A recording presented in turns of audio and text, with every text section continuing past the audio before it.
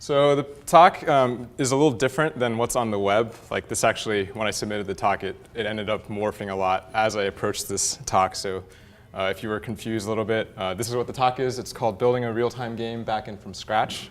In particular, how we use Erlang and why. I work for Cork Games Incorporated. We're a small game studio startup based in Cupertino, so pretty close to here. And my name is Jeremy.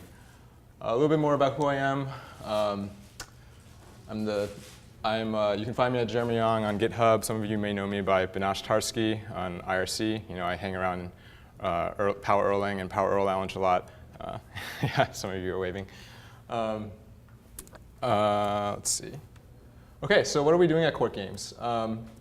We have a new real-time game that's set to launch soon, very soon, in fact. It's real-time, it's 3D. We're targeting the tablet at first, although we're interested in expanding this game to go to other platforms too as well. This is the interesting thing. We've been in active development on this particular game for about 5 months with only 3 engineers. So one of which was a server engineer. So you can get an idea of already how powerful Erlang has been in order to get us from where we started with just like a prototype and a bunch of sketches on paper and stuff to a game that's of what I think really, really high quality, especially considering our competitors. And I'm going to be showcasing some really nice art that the art team has put together for us throughout the talk. Oh, and we're also starting to expand the team now as our needs get more heavy as we approach launch. So a loose game description. What is the game about? What is it like? So actually, before I go into this, how many of you guys play games at all or in general, just so I can get a gauge? All right, so we have a bunch of gamers here. How many of you guys are familiar with tactics games? So tactics games, an example would be like Final Fantasy Tactics, Advance Wars, strategy games that are played on a grid typically. And the canonical example is chess. Like chess is a sort of an example of a really old traditional tactics game, right?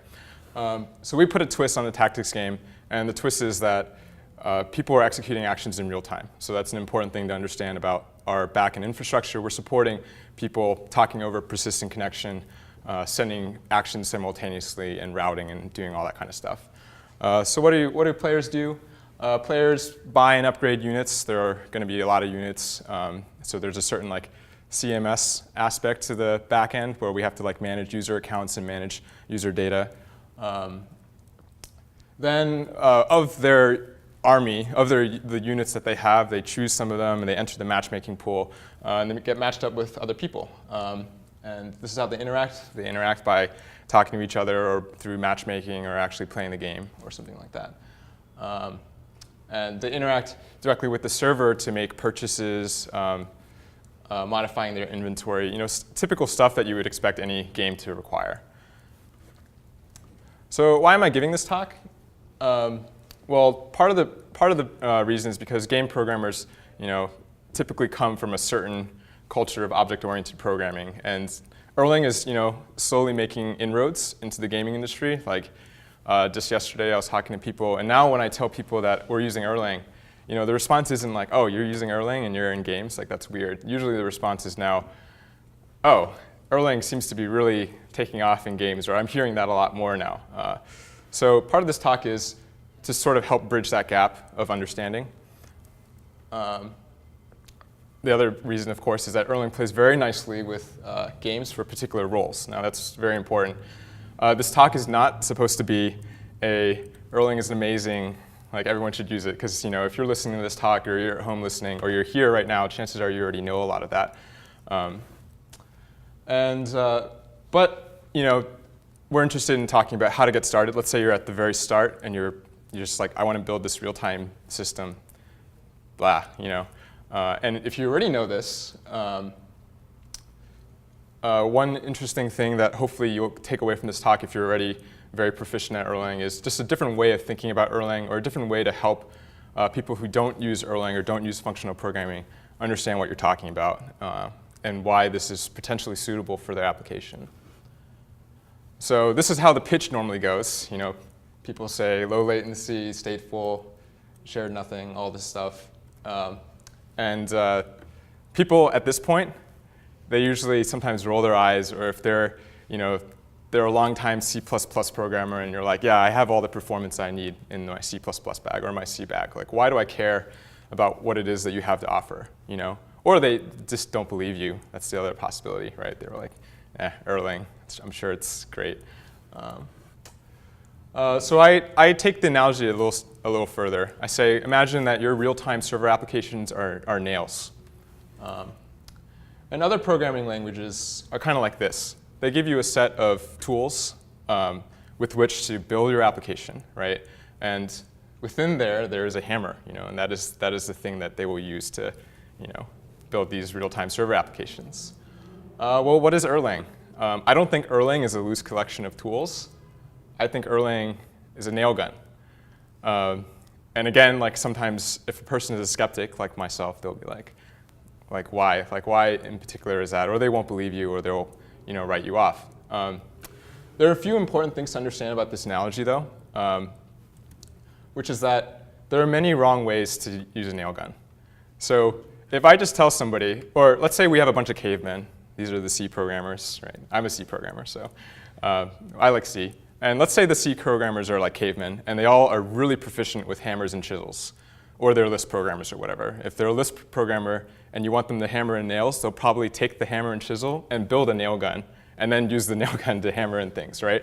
But if you gave them a nail gun, and they've never used a nail gun, they've never seen it before, they probably wouldn't plug it in or charge it first. They'd probably take the thing, look at it, and then just start whacking the nail with it like this, because they don't understand, right? The Erlang model is just so different than how you typically program in the constructs that you're usually used to, that there's just, they just don't get it, I guess. And this part of this talk is to try to help communicate, why is Erlang so suitable, and for the people who don't really get it, how do I get it, and how do I start using it? Okay, so I was trying to think of a lot of analogies for what an Erlang system is like, and since we're at the Erling Factory, I said it's actually very similar to a factory. Let's use that and see where that takes us. This factory has a few peculiar properties. It has cheap 24/7 min-wage workers. These cores, they're constantly working. The scheduler's constantly working. It's very little downtime, right? We have factory machines, right? You can kind of already, for those of you who know Erlang a lot, you're already building that mental model for yourself, how this is working. And when these machines finish their job, we just throw them out. Or if they error out, we just throw them out and replace them. So this is kind of a weird factory. We have build orders, warehouses, that's like the disk, repairmen, blueprints. Well, when I looked at this, I was like, this is a very peculiar factory. Maybe people won't quite get it if I show it to them as a factory.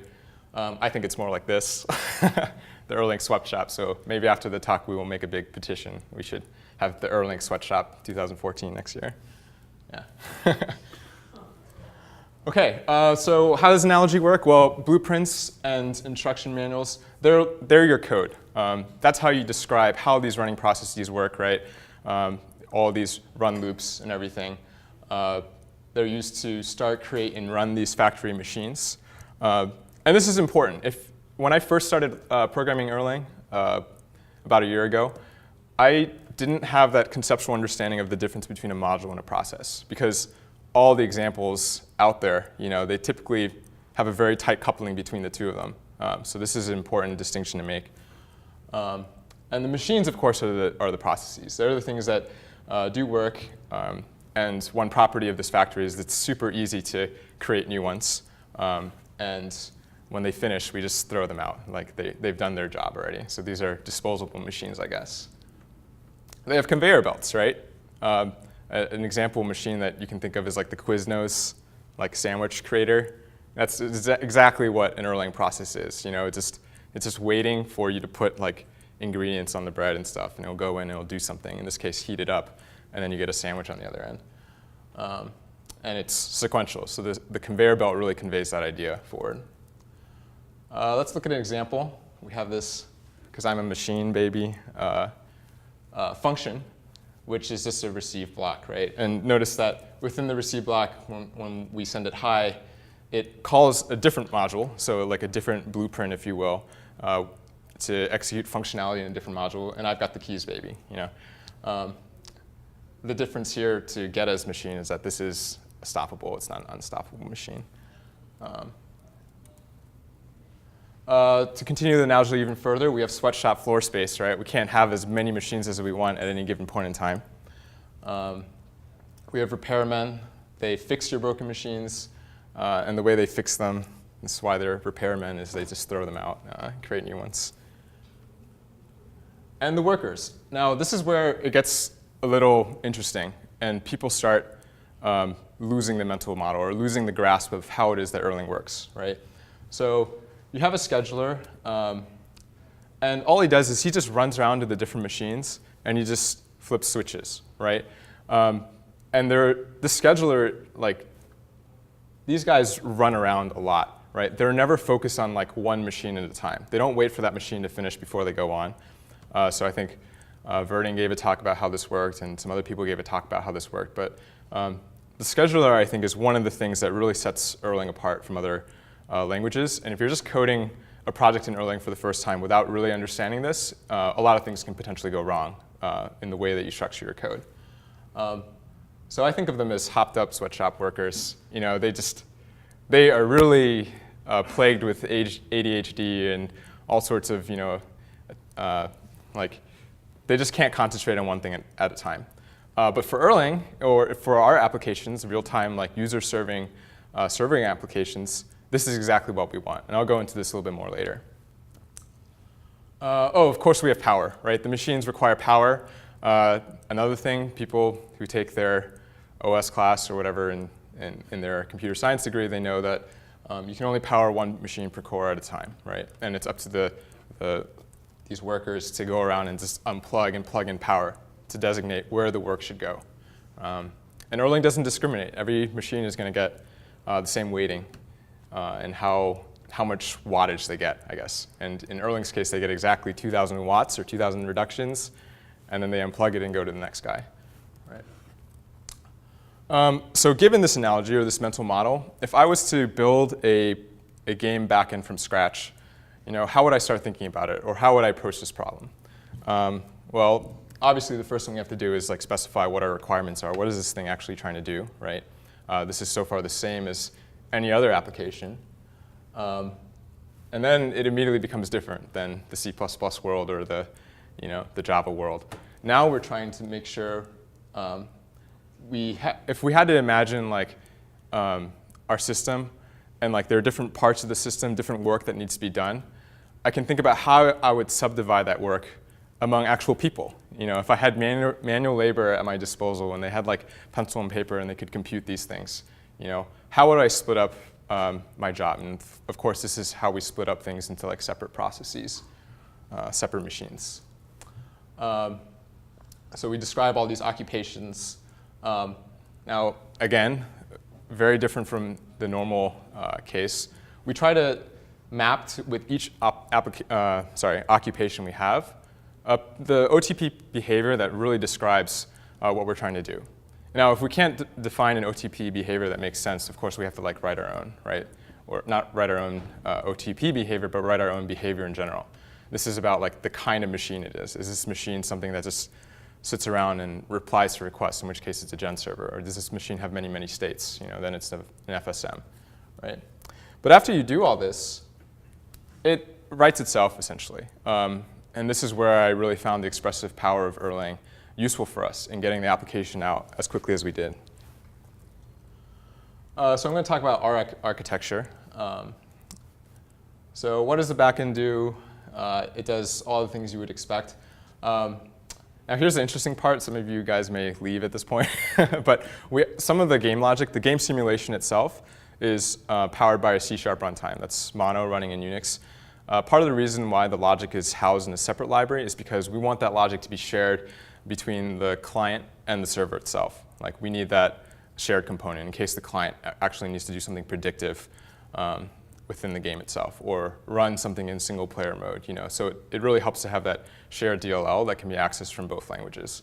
But Erlang still does a lot of hard, heavy-duty work, which is all the routing that happens in between the player itself and the specific thread within the specific runtime on the specific machine that has to compute the result of that player's actions.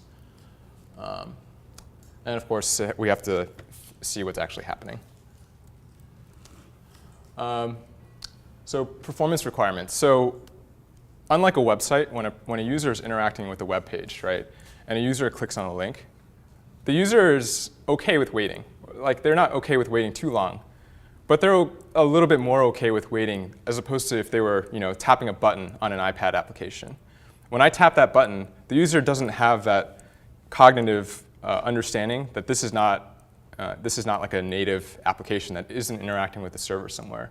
So we need those button responses to be fast, right?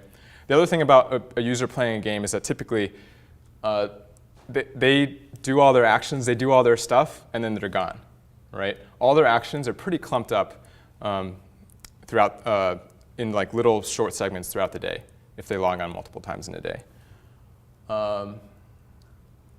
So response times should be relatively load insensitive. What this means is that if the server gets more load, or there are more people interacting with the server, I don't want each user to start experiencing more variable response times. Now, a lot of the mobile game applications out there right now, they're built on a framework like Rails or Django or something like that, where they're just handling HTTP requests, right?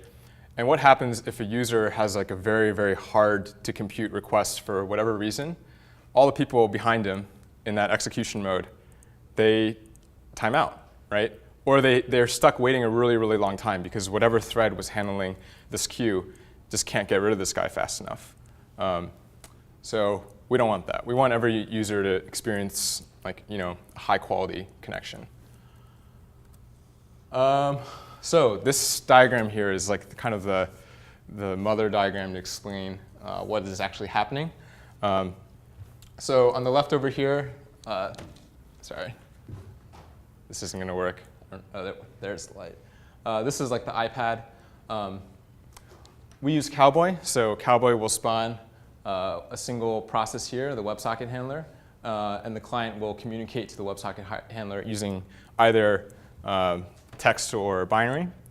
And afterwards, the WebSocket handler, it talks to any of these services down over here.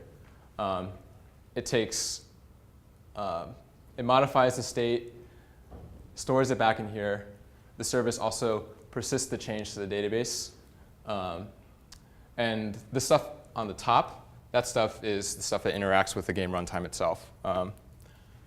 So the stuff above the line is very, very involved and probably could be like an entire talk in itself. There's a lot of multiplexing layers that happen. Like each referee there on the top, they manage their game with whatever players are connected with that referee. So that thing handles all the disconnects that happen, reconnects.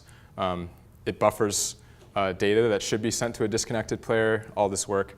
The referee then in turn talks to this runtime interface, and there could be many of these. And each runtime interface maps to a specific mono runtime or C# runtime externally, and that talks over TCP. So a lot of this talk will just be about the stuff below the line, which is how we do this sort of state threading and management, because that's a little bit more applicable for what most games are, and probably the stuff above the line, if you were writing your game, it might look just entirely different. And also the stuff at the top we wrote fairly recently, so who's to say if it's like the best way to do it. So if we zoom into the bottom side, this is what it looks like. The iPad sends some module function and arguments to the Cowboy handler. The Cowboy handler sends the state to some module executing that function, and it returns the change state, state prime, and then it flushes it out to the database adapter. So let's say we have this factory model, or this sweatshop model of how Erlang should work, or Erlang system should work in our head. So here's a simple exercise. Should this module that executes this function be a separate process, or should it be just a library module that this handler on the left calls, right?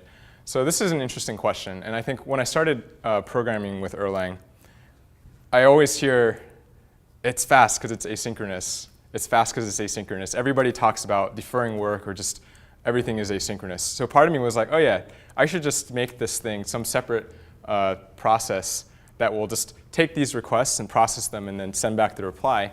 And then the user, the Cowboy handler, it's always free. It's completely freed up. It never gets tied up doing anything, right? Of course, this turns out to be very bad. This is not what you want at all. But if you don't understand the scheduler, you might not understand why this is the case. So yeah, not usually, no. You don't actually want that to be the case. And why? Well, when a user executes an action in a game, or they perform some sort of thing, like they buy a unit or something, they don't usually want to do anything else. They're not multitasking. They just want to know, did that thing work or not, before they go on to do other things. That's for the most part. One example of something that isn't like that, that should be handled asynchronously, is they enter the matchmaking pool. They just click play, and then the expectation is that now, as a player, you're in the matchmaking pool. You're free to do other things, and you're not thinking about that anymore, right? But for everything else, everything where the user expects a reply, you want that to happen sequentially. So the principle here is to let the user process do most of its work. And this is in an architecture where every user has their own process with their own persistent connection. So part of the reason is to let the scheduler allocate resources fairly. So imagine we're all at a supermarket, right? We're all at a supermarket, and one of the most frustrating things for me when I go grocery shopping is first that I'm actually going grocery shopping. But let's say I get past that, and I'm there, and I have, as a bachelor, the 4 items that I want. I don't know what those 4 things are, but there's a guy in front of me with a huge cartload of items, right? Now, the right thing to do there is obviously for the cashier to say, no, this person here with the 4 items should come forward, after spending even just looking at the other guy's cart. In the case where we're always deferring work to processes willy-nilly without actually thinking about where the work is actually being executed, this would kind of be like the guy in that with a huge shopping cart. He takes some of his items and he hands them out to other different people to buy those items. Does that make sense? So what's going to happen now is that the cashier who's sitting there, he's going to look at everybody's cart, and he's not going to have any idea of how to actually make sure that each particular user, which is currently mapped to a particular process, gets the same fair share of CPU time, right? So by making sure that each user process does its own work, the guy who wants to buy all this stuff or do the expensive request on your web server, he's going to wait a little bit longer, But all the guys who have small requests, they get handled fairly. Because again, the scheduler, the guy who's running around the factory flipping on machines and flipping them off, he's doing them exactly as he normally would, right? The other reason is because if these actions are important, like they modify data, you have to think about how your state remains consistent, right? If the work is being pushed around, then you now have to struggle with potential conflicts, like if one operation that should depend on another one happens before, right? But serializing this is the easiest way to do it. So as long as we have the user process doing all the work that modifies that user's data, it's always going to be consistent, It's like a quorum in a database or something. The other reason is we can isolate errors. So if the user process, if the user sends some bad data to it, you want to be able to pin down who that person was, right? Because chances are, if there is an error, it means that you just got some garbage from somebody who is either hacking your client or is doing something funny or his connection is weird. So you want to know where that's coming from, and you want to let it die. You just want to disconnect that user. Let him reconnect if he wants to. He can retry, but clearly something is wrong. But if you have a central processing place where you're deferring this work, you can't do this as easily. You have to do certain things, or you have to use a try-catch, God forbid, right? I try not to use that at all if possible in my Erlang code. I'm going to go into some other architectural principles. This is the architect of the game. He's not. Perform operations in memory. So in the application that we have existing right now, we don't do this, where it's a stateless application. And what I found was that most of the data that you transfer in the actual request itself is very small. It's just like I just want to do this action with these parameters, right?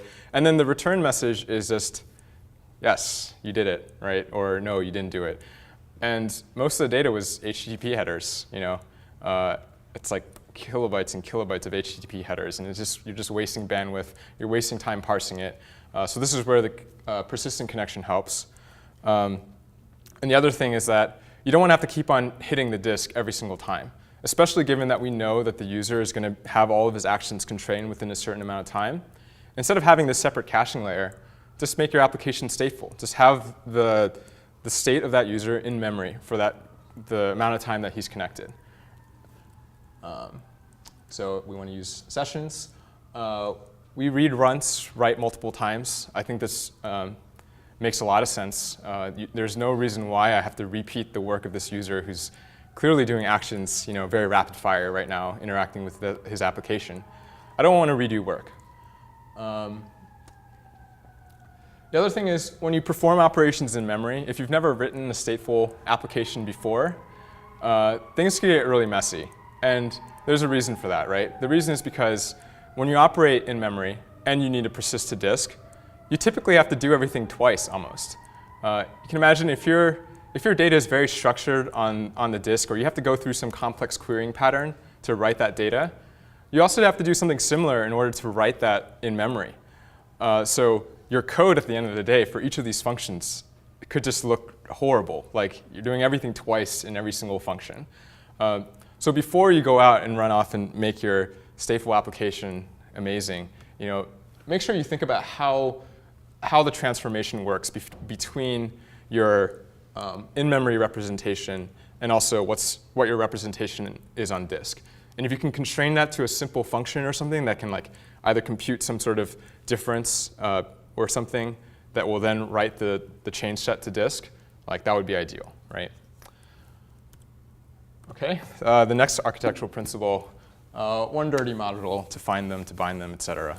What do I mean by this?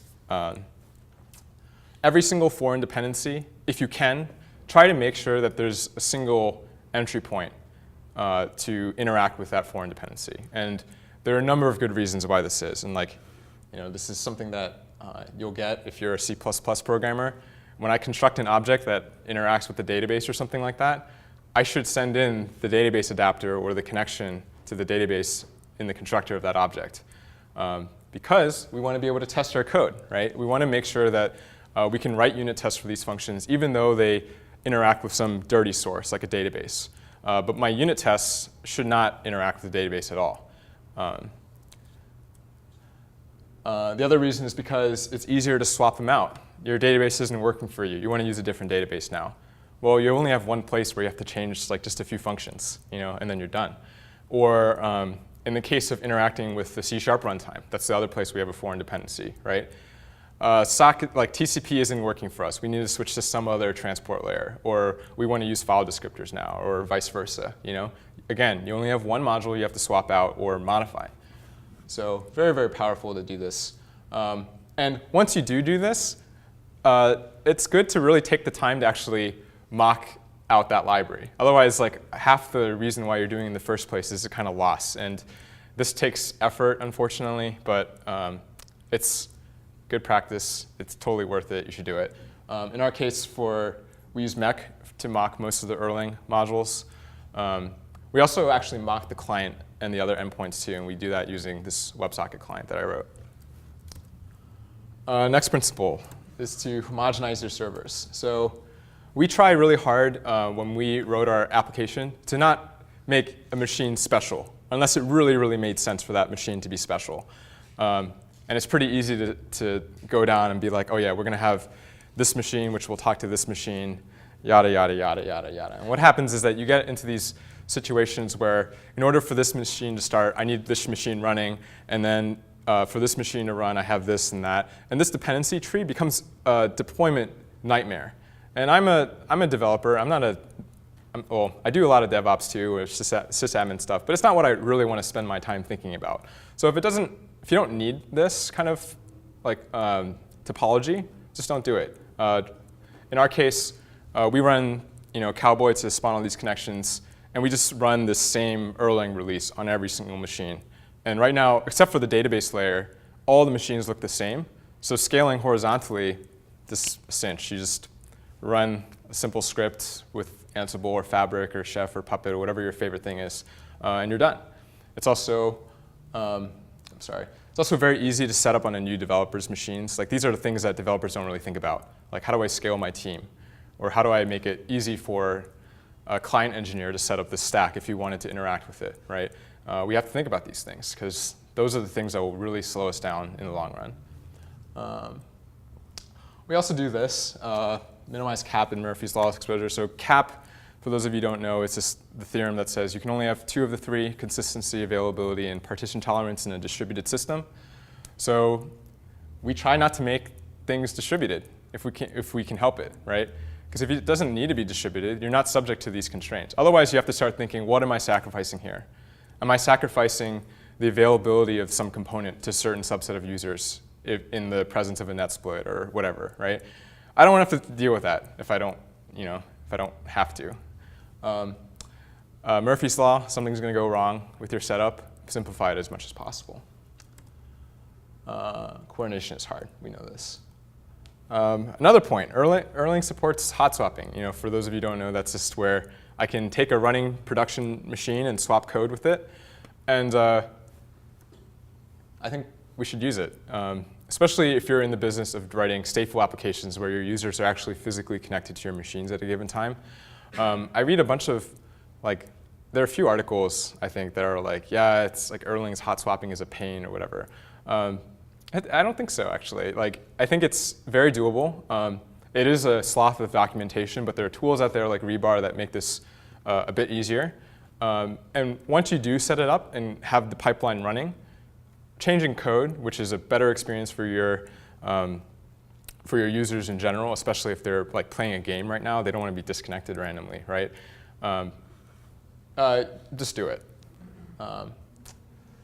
So given that you're doing this, let's suppose you're already doing this, of course. We have to test this, right? We have to make sure we understand the implications of every change. And we have to automate, because this is a headache to do manually. So just take the time, write the script, and you're done. This is an interesting one. So if you come from object-oriented world, when you write a function, you typically provide that function with just enough data for that function to do whatever necessary work it needs to do, right? So all those services that the WebSocket handler interacts with, there's kind of what I naturally gravitated toward when I first started was, if I'm adding a unit, I need to know the user's inventory and what unit he's trying to add, right? But I don't think this is necessary in Erlang. Just pass the state variable. And you'll see this in all these OTP behaviors, right? It's just the state variable gets threaded through the entire way. And part of the reason is because, one, we don't have to be worried about the function that we're passing the state into modifying all these crazy things by some accident, some weird crazy thing where this pointer is now pointing to nowhere and we get null reference exceptions or whatever, right? Because Erlang gives us immutability, we can trust the functions that we write and other developers write a lot more than we could in an object-oriented world. The other thing is that the person executing this function should not have to know how to take the user's state in memory and chop it up just to decide what information to give the service, and then insert the response back in. Because now the work of doing this function or request that the user had is split across multiple pieces, right? OK, so let's look at an example. So the key thing here is that most applications, you take a request from the user, and somehow you have to map it into Erlang world, right? You have to map it into some function or another. You have to call that function, and then you send a reply. This is just what literally every server application does. So how do we do this? Well, the request comes in as JSON, right? And we just subtract some module function args from it, and we just call it. It's literally as simple as that. That's how the mapping works. Of course, this should scream like all sorts of security problems to you because you're like executing some crazy arbitrary code, right? So within extract MFA, we have some thing to make sure that the module is a safe module to call, and the function that we're calling actually is a real function that's exported to the user to run. But this mapping is super easy, and extending the API is also really easy. So all the functions look like this. They have some function name, add unit in this case, and they take 2 arguments, the state, and then a list of arguments. All of them do that. And why is this easy to wrap our heads around, or if we had to write new functionality and provide more request types to the user? I mean, it kind of has to do with monads, right? Like, this is, in fact, a monad. You're lifting this function up. You're threading the state through. You're doing a bunch of reductions, and then you're binding the result back. So this is a standard interface, basically. And it's a very simple interface that any developer can use and look at this and be like, I understand what's happening here. The other principle is to make sure you standardize your protocols. So I think MFA is really easy to use over the wire. People understand it. This is for like the things that need to be sent as text or need to be readable in a log or something like that. And everything else, all the binary stuff, use some sort of serialization protocol. And a lot of my thunder got stolen by Joe's talk, this morning. But this is really nice. And I'm a huge fan of like thrift, protocol buffers, those kinds of services, because when I want to establish that contract with the other person, I just want to hand them a single file. Here's a proto file. You know what to do with it. Or they give me a proto file. I know what to do with it. Protocol buffers, for those of you who don't know, it's just like a standard way of describing messages over a wire. And there are a number of libraries out there. Erlang is one of them that provides a way of translating that proto file to native Erlang records, which then you can use in code. And yeah, for interoperability, like talking between Erlang and C#, Erlang with whatever, I really like this. So some tips for building an Erlang system. This is actually all, okay. This is all contained on the next slide. The only purpose of this is to make some cheesy pun about spear tips. So here are the tips. Do the right thing. And the sub-parenthetical expression here is to actually do them, because a lot of times developers, we all know that something is good to do, but we don't actually do them for one reason or another. Benchmark. Benchmarking is really challenging, actually. And I'm still trying to work out how the best way to do this is. Right now, the way we benchmark is we just kind of record a game. And then we just replay it across many, many different processes, calling this other remote server or something. This is hard because, one, what we're trying to benchmark is stateful, meaning that the state of the user actually matters. And also it's hard because if we change the logic, now the game that we've recorded might not be useful anymore. So we're still thinking about this, but it's important to do. Log, test, actually use your tests. One thing we find is that we write our tests, but we don't actually call them. And then we push the code, and then later on we were like, oh, we actually broke all sorts of functionality. So the key here is to make it so that your tests run very quickly. If your tests run fast, you'll run them more often. You'll catch bugs faster. But for the system tests, the slow running tests, make that like a separate script or something so that you can call that on a nightly or an hourly basis as opposed to every single time you change code. Document, type spec. Coming from C and Haskell and C++ to Erlang was kind of scary for me because I'm missing the safety net of this static type checker. So Dialyzer has saved my behind many times now. Definitely use that. And just a shout out to a bunch of the libraries that we use, some of which we've either contributed to or wrote. Those are starred with an asterisk. Yeah. And so in conclusion, when you're designing your applications, think like a ruthless sweatshop owner. Like, it really helps to have that mental model of how these machines work and conveyor belts or whatever it is that you need to correctly utilize the constructs that Erlang provides you. And I really do think of Erlang as like a DSL for writing these real-time server applications. Also, if you're the one Erlanger at your company, or like one of 3 Erlangers at your company, feel free to like teach other people what's going on. I think a lot of times we just kind of say, hey, Erlang is great, but that's kind of where it stops. But it is really a different way of thinking. So try to communicate that out. And of course, the last thing is don't do these things literally. We don't condone sweatshop ownership. And that's it. Thanks. Other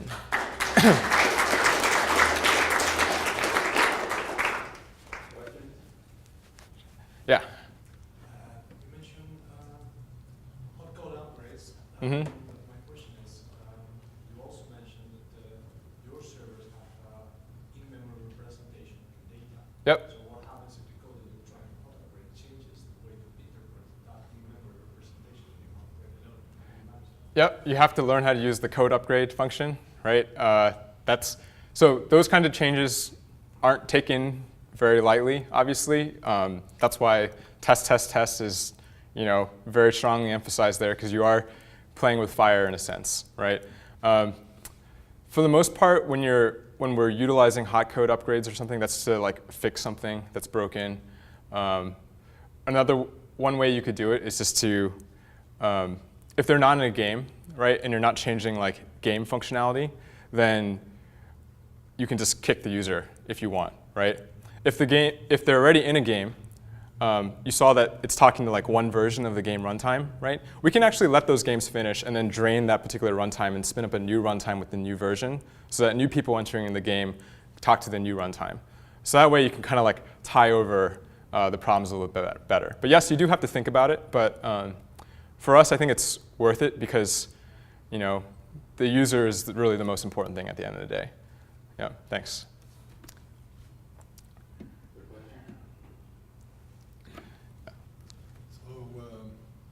Personally, I use something I call a library called setup. Mm-hmm. First wrote to build boot scripts and stuff like that. But I also have a function there that allows you to reload an application, and it will actually generate an upgrade script on the fly and evaluate that. So it follows all the code change procedures. But it's just a sort of a quick way. We use it to reload and upgrade plugin code and stuff like that. Oh yeah. I mean, their setup, I know Rebar supports that as well. You could do it yourself too with RelTool, or if you were ambitious. But yeah, all those layers of code that That's a lot of work. So yeah. The idea with this is you just, if you have setup in your path, then you just Right, exactly. You don't want developers mucking around with that sort of stuff. just tell it to reload the application, and we'll go out and we'll fetch a new code, generate the upgrade script, and do it on the fly. Yeah, So, excellent. I like it. Cool. Yeah. What are you guys doing about security in terms of, this guy's spawning 1 million units a second, which is impossible or something? Do you do any kind of verification on the servers? Sure. So the question was like, how do we handle security? Users are malicious users, and they'll do all sorts of nasty things. We've run the whole gamut on our other games, of users doing bad things. So the first thing is users actually authenticate. So the WebSocket handler itself is a mini finite state machine. It has 2 states, pending authentication and authenticated. And before the user is actually authenticated, they can't do anything. Also, within the extract MFA function, if we get something we don't like, an exception gets generated and that process just dies. So the user would have to reconnect again. We also use SSL, so people can't that easily reverse engineer everything. We have control over the client. So it'd be a little bit hard for them to actually be able to spoof real requests to us that actually make sense. Or maybe as a company, hopefully we're not too valuable enough that somebody that was sufficiently motivated would actually go through all these steps to do it. And later, if we did get bigger so that those people cropped up, we would just throw more money at the solution probably. But yeah, it's a good question. Yep. Thanks a lot. Thanks a lot. Yeah. So one last thing I wanted to mention, our game is about to launch soon. So if you like games and you want to try playing a real-time game that's built on Erlang and C# and stuff, feel free to fill out this survey. If you have an iPad 2 or later, we'll send you a binary and then you can install and try playing against other people.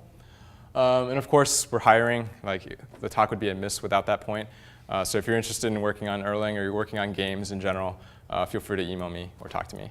All right, thanks. Thanks, Gary.